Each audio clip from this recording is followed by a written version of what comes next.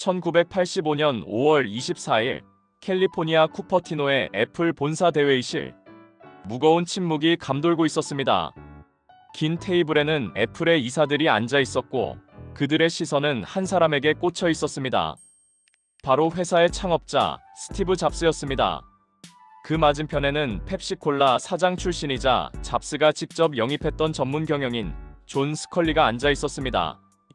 분위기는 살얼음판 같았습니다. 잠시 후 투표가 시작되었습니다. 스티브 잡스를 경영 일선에서 물러나게 하는 것에 찬성하는 분은 손을 들어주십시오. 하나, 둘. 이사들이 천천히 손을 들기 시작했습니다. 잡스는 자신의 눈을 의심했습니다. 그들은 모두 잡스가 믿었던 멘토들이자 동료들이었습니다. 자신이 차고에서 땀 흘려 만든 회사, 자신의 자식과도 같은 이 회사에서 자신이 고용한 사람들에 의해 쫓겨나는 순간이었습니다. 29살의 청년 스티브 잡스는 그날 모든 것을 잃었습니다. 그는 훗날 이날을 회상하며 이렇게 말했습니다. 마치 배를 세게 한 대 얻어맞은 것 같아 숨을 쉴 수가 없었다. 도대체 왜 세계 최고의 천재라고 불리던 그는 자신이 만든 제국에서 비참하게 추방당해야 했을까요? 그리고 12년 뒤 어떻게 그는 썩어가던 애플을 구원하고 다시 왕좌에 올랐을까요? 오늘 비즈니스 TMI 스페셜에서는 애플의 신화 뒤에 숨겨진 처절한 배신과 복수, 그리고 부활의 대서사실을 아주 깊이 있게 파헤쳐드립니다. 이야기는 1976년 캘리포니아의 한 차고에서 시작됩니다. 전자기기를 만지작거리는 것을 좋아하던 천재 엔지니어 스티브 워즈니악, 그리고 기술은 잘 몰랐지만 비즈니스 감각과 미래를 보는 눈이 있었던 스티브 잡스. 두 청년은 워즈니악이 만든 회로 기판을 보며 꿈을 꾸었습니다. 워즈, 이걸로 세상을 바꿀 수 있어. 그들은 잡스의 집 차고에서 애플 컴퓨터를 창업합니다. 잡스는 자신의 폭스바겐 마이크로버스를 팔았고 워즈니악은 아끼던 계산기를 팔아 자본금을 마련했죠. 그들의 첫 작품 애플1은 투박했지만 뒤이어 나온 애플2는 컬러 화면을 지원하는 최초의 개인용 컴퓨터로 대박을 터뜨립니다. 애플은 단숨에 실리콘밸리의 총알로 떠올랐고 잡스는 20대 초반의 억만장자가 되었습니다. 하지만 회사가 급격하게 커지면서 문제가 생겼습니다. 잡스는 천재적인 비전가였지만 동시에 통제 불가능한 독재자였습니다. 직원들을 몰아붙였고 마음에 들지 않으면 쓰레기라고 독서를 퍼부었죠. 이사들은 잡스가 거대해진 애플을 혼자 이끌기엔 너무 어리고 불안정하다고 판단했습니다. 스티브, 우리에겐 어른이 필요해. 잡스도 이에 동의했습니다. 그는 마케팅의 귀재를 찾고 있었죠. 그의 눈에 들어온 사람은 당시 펩시콜라의 최연소 사장 존 스컬리였습니다. 스컬리는 마케팅의 천재였습니다. 펩시 챌린지 캠페인으로 코카콜라를 위협했던 인물이었죠. 잡스는 스컬리에게 끈질기게 구애했지만 스컬리는 실리콘밸리의 작은 컴퓨터 회사로 가는 것을 주저했습니다. 이때 잡스는 비즈니스 역사상 가장 유명한 한마디를 던집니다. 존, 남은 인생 동안 설탕물이나 팔면서 살 겁니까? 아니면 나와 함께 세상을 바꾸겠습니까? 이 도발적이고도 매혹적인 제안에 스컬리는 결국 무너졌습니다. 그는 애플의 CEO로 합류했고 처음에는 두 사람의 관계가 환상적이었습니다. 언론은 그들을 다이내믹 듀오라고 불렀죠. 하지만 이 밀월 관계는 오래가지 못했습니다. 1984년 잡스는 자신의 모든 것을 건 야심작 매킨토시를 세상에 내놓습니다. 슈퍼볼 광고 시간에 방영된 조지 오웰의 소설 1984를 패러디한 광고는 전설이 되었습니다. 마우스로 아이콘을 클릭하는 혁신적인 그래픽 인터페이스는 사람들을 경악하게 만들었죠.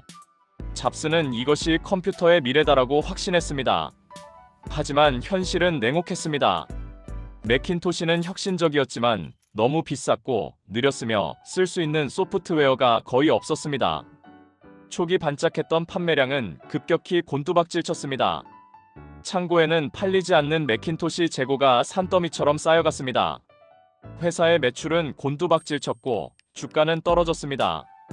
이 상황에서 잡스와 스컬리의 갈등은 극에 달했습니다.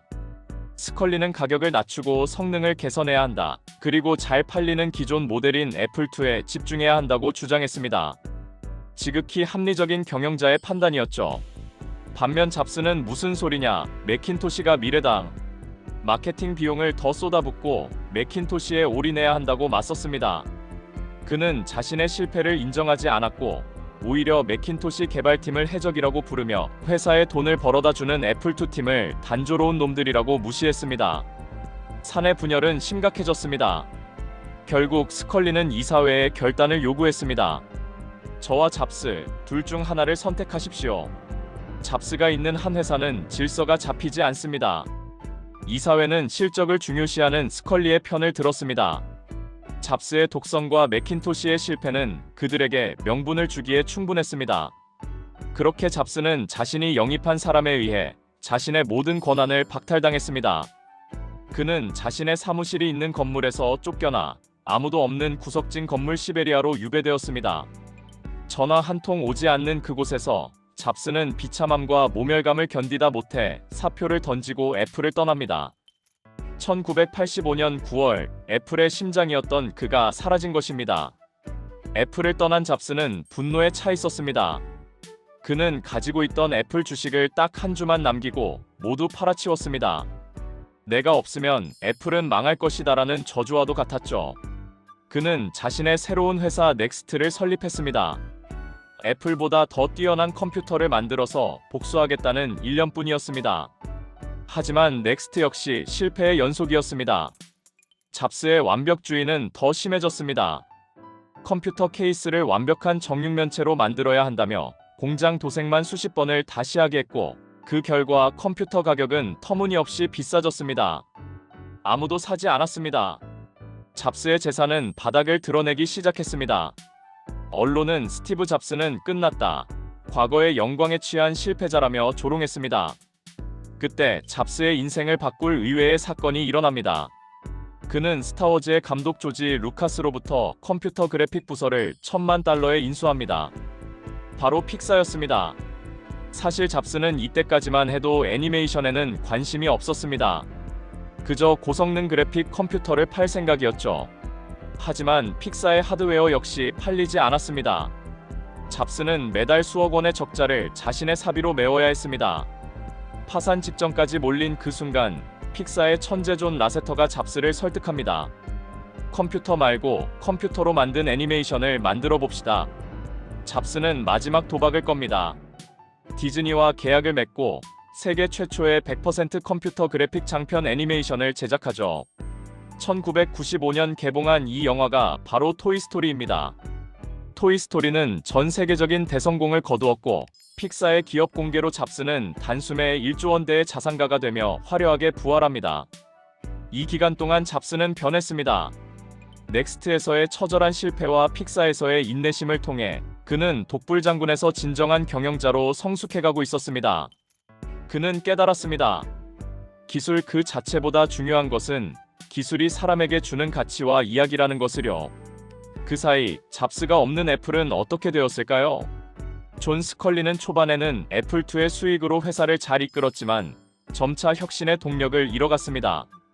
마이크로소프트가 윈도우 95를 내놓으며 PC 시장을 완전히 장악해버리자 애플의 시장 점유율은 4%대까지 추락했습니다.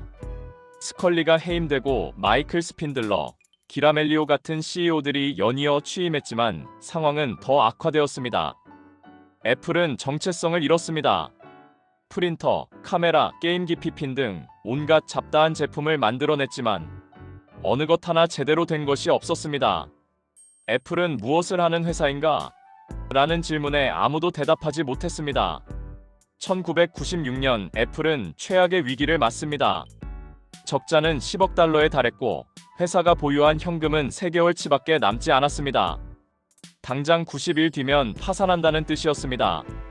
가장 큰 문제는 낡아빠진 운영체제였습니다. 윈도우 95는 날아다니는데 맥 OS는 툭하면 다운되기 일쑤였죠. 자체 개발 능력조차 상실한 애플은 외부에서 새로운 OS를 사오기로 결정합니다. 당시 CEO 기라멜리오는 고민했습니다.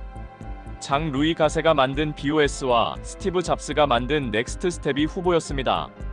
모든 전문가들은 BOS를 예상했습니다. 하지만 잡스는 이 기회를 놓치지 않았습니다. 그는 애플 경영진 앞에서 환상적인 프레젠테이션을 선보이며 넥스트의 OS가 애플의 미래라고 설득했습니다. 1996년 12월 애플은 넥스트를 4억 2천만 달러에 인수한다고 발표합니다. 트로이의 목마가 성 안으로 들어온 것입니다. 스티브 잡스가 비상근 고문이라는 직함으로 12년 만에 친정 애플로 복귀하는 역사적인 순간이었습니다. 돌아온 잡스는 무서웠습니다. 그는 허울뿐인 CEO 기라멜리오를 이사회 뒤에서 조종해 축출해버리고 스스로 임시 CEO의 자리에 오릅니다. 권력을 잡은 그가 가장 먼저 한 일은 제거였습니다. 그는 제품 회의실에 들어가 칠판에 십자가를 그렸습니다. 자, 여기 봐라. 일반 소비자용과 전문가용, 데스크톱과 노트북. 딱 4칸이다. 이 4분면에 들어가지 않는 제품은 오늘부로 다 만든다. 수백 개에 달하던 프린터, PDA, 게임기 프로젝트가 그 자리에서 폐기되었습니다. 수천 명의 직원이 해고되었습니다. 직원들은 엘리베이터에서 잡스를 마주치는 것을 공포스러워했습니다. 자네는 회사에서 무슨 일을 하나? 라는 질문에 대답하지 못하면 그 자리에서 해고된다는 소문이 돌았으니까요. 하지만 이런 잔인할 정도의 집중과 단순함만이 죽어가는 애플을 살릴 유일한 방법이었습니다. 그리고 1997년 보스턴 맥월드 엑스포. 잡스는 청중들 앞에서 충격적인 발표를 합니다. 애플의 영원한 적, 마이크로소프트와의 제휴였습니다. 화면 가득 빌 게이츠의 얼굴이 등장하자 청중들은 야유를 퍼부었습니다. 하지만 잡스는 냉정했습니다. 우리가 이기기 위해 마이크로소프트가 패배해야 한다는 생각은 버려야 합니다. 그들의 투자가 있어야 애플이 삽니다. 자존심을 굽히고 실리를 챙긴 잡스의 이 결단으로 애플은 당장의 파산 위기를 넘길 현금을 확보했습니다. 그 직후 잡스는 애플의 영혼을 되살리기 위한 캠페인을 시작합니다. 바로 그 유명한 다르게 생각하라입니다. 아인슈타인, 간디, 존 레논, 피카소. 세상을 바꾼 미치광이들의 영상을 보여주며 잡스는 선언합니다. 자신이 세상을 바꿀 수 있다고 믿는 미치광이들이 결국 세상을 바꿉니다. 이것은 고객에게 보내는 메시지이자 패배주의에 젖어있던 애플 직원들에게 보내는 잡스의 뜨거운 호소였습니다. 정신무장을 마친 애플은 1998년 아이맥 G3를 내놓습니다. 칙칙한 베이지색 상자 일색이던 컴퓨터 시장에 속이 훤히 들여다보이는 반투명한 푸른색 컴퓨터는 충격 그 자체였습니다. 사람들은 컴퓨터를 성능이 아닌 디자인을 보고 사기 시작했습니다. 아이맥의 대성공으로 애플은 적자 탈출에 성공합니다. 하지만 잡스는 멈추지 않았습니다. 2001년 그는 청바지 주머니에서 담뱃감만한 기계를 꺼냅니다. 주머니 속에 천곡, 아이팟. 당시 MP3 플레이어들은 조작이 어렵고 용량이 작았습니다. 잡스는 클릭휠이라는 직관적인 인터페이스와 아이튠즈라는 생태계를 결합해 음악 시장 전체를 집어삼켰습니다. 애플은 이제 단순한 컴퓨터 회사가 아니었습니다. 그리고 2007년 1월 9일 샌프란시스코 모스콘 센터.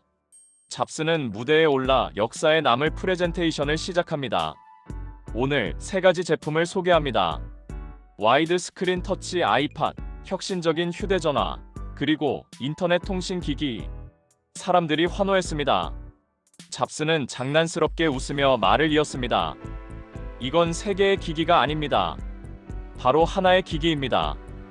우리는 이것을 아이폰이라 부릅니다. 물리적인 키보드를 없애고 손가락 터치만으로 모든 것을 조작하는 아이폰의 등장은 인류의 라이프 스타일을 송두리째 바꿔놓았습니다. 노키아, 모토로라, 블랙베리 등 당대 최고의 휴대전화 기업들은 아이폰을 비웃었지만 결국 그들은 모두 역사 속으로 사라졌습니다. 1985년 쫓겨났던 패배자가 20년 뒤 전 세계 시가총액 1위 기업의 황제가 되어 완벽한 승리를 거둔 것입니다. 스티브 잡스는 2011년 췌장암으로 세상을 떠났습니다. 하지만 그가 남긴 유산은 여전히 우리 곁에 있습니다. 그가 애플에서 쫓겨나지 않았다면 어떻게 되었을까요? 아마 그는 오만하고 독선적인 천재로 남았을지 모릅니다. 처절한 실패와 추방, 그리고 광야에서의 시련이 그를 진정한 리더로 단련시켰고 그것이 애플 부활의 밑거름이 되었습니다. 스탠퍼드 졸업 축사에서 그는 이렇게 말했습니다. 애플에서 해고당한 것은 제 인생 최고의 사건이었습니다. 성공의 중압감 대신 초심자의 가벼움을 얻었습니다. 그 시기는 제 인생에서 가장 창의적인 시간이었습니다. 여러분은 지금 실패를 겪고 계신가요? 아니면 믿었던 사람에게 배신당했나요? 혹은 자신이 공들여 쌓은 탑이 무너지는 것을 지켜보고 계신가요? 기억하십시오. 스티브 잡스도 자신의 회사에서 쫓겨났습니다. 하지만 그는 포기하지 않았습니다. 계속 갈구하라, 여전히 우직하게. 그의 말처럼 오늘의 시련이 훗날 여러분의 인생을 바꿀 가장 위대한 반전의 서막일지도 모릅니다. 지금까지 비즈니스 TMI였습니다. 긴 영상 시청해주셔서 감사합니다.